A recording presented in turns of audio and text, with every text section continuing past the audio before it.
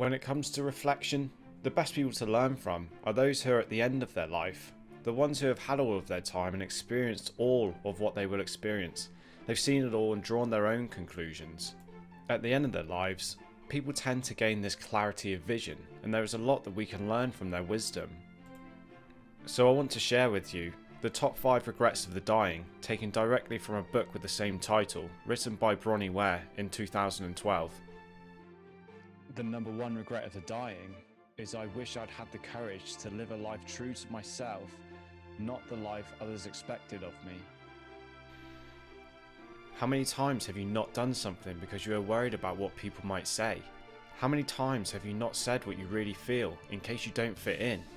How many times have you done something that you didn't really want to do to be accepted? Because we have all had to wear these masks, these personas to fit in, just in case our authentic self gets rejected. Understand that this is your life, and so who really cares about what other people think of what you do and say? And like Les Brown said, we are all born originals, but most of us die as copies. Regret number 2 is I wish I hadn't worked so hard. With the pandemic happening and people staying at home more, I think it has showed people how much they are really missing out on when they are working all the time instead of spending quality time with the people that they love and care about. In my opinion, if you working is meaning that you consistently are not spending time with the people you care about, then you need to review and readjust. Next time you are asked to stay on or work overtime, ask yourself, is this really worth it? Money can always be replaced and time cannot. Regret number 3 is I wish I'd had the courage to express my feelings. So quite similar to number 1 in wishing they had stayed true to themselves, quite often we suppress what we feel so that we can keep the peace with people. As a result, we end up settling for a mediocre existence and not becoming who we are truly capable of becoming. Again, this comes from the fear of being rejected. Some people find themselves tolerating poor relationships without the courage to express how they truly feel because they fear the outcome. So they end up spending their life surrounded by people they don't really want to be around.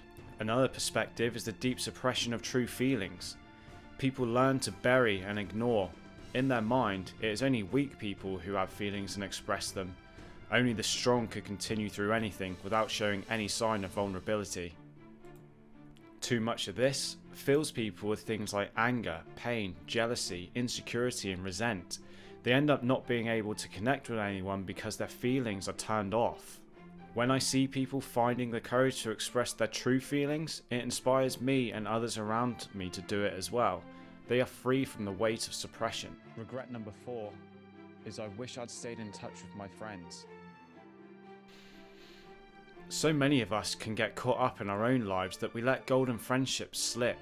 And it doesn't happen all of a sudden. We aren't friends with somebody since preschool one day and then not friends the next. We drift apart one conversation at a time until eventually we realise that we aren't giving the friendship the time and effort that it deserves. We all need our friends, especially when we're going through tough times. Which friend do you need to reconnect with? Which friendship hasn't had the nurturing that it deserves? And regret number 5 is I wish I'd let myself be happier. Happiness is a choice. It isn't a destination. It isn't £1 million in the bank. It isn't that dream car and job. Jim Rohn said it perfectly. He said, happiness is not contained in what you get. Happiness is contained in what you become. Happiness is a choice, and many people are under the illusion that they are happy because they are comfortable in what they are doing, when in reality, there's a burning desire to be more, to laugh more, to be silly sometimes, to have spontaneous and ridiculous moments in their life. Instead, they hold on to the familiarity of old patterns and habits that do not actually serve them, but they fear change, and so they pretend to everyone else and to themselves that they are happy and content. Allow yourself to be happy. Time is one of the only commodities that can't be taken back. You can't take 6 hours from Monday and add it to Saturday. It just doesn't work like that. For every moment you're not allowing yourself to be happy, that is another opportunity to be happy that you have not taken, and the opportunities never come back. How you use this information is entirely your own choice. You can choose to live your own life by your own design, without needing validation from other people. You can choose to spend more time with the people you love and care about. You can choose to express how you truly feel without shame or weakness. You can choose to pick up the phone or to go and visit your friend that you haven't spoken to in so long. You can choose to allow yourself to be happy with what you have, as well as pursuing improvements on yesterday. It's up to you.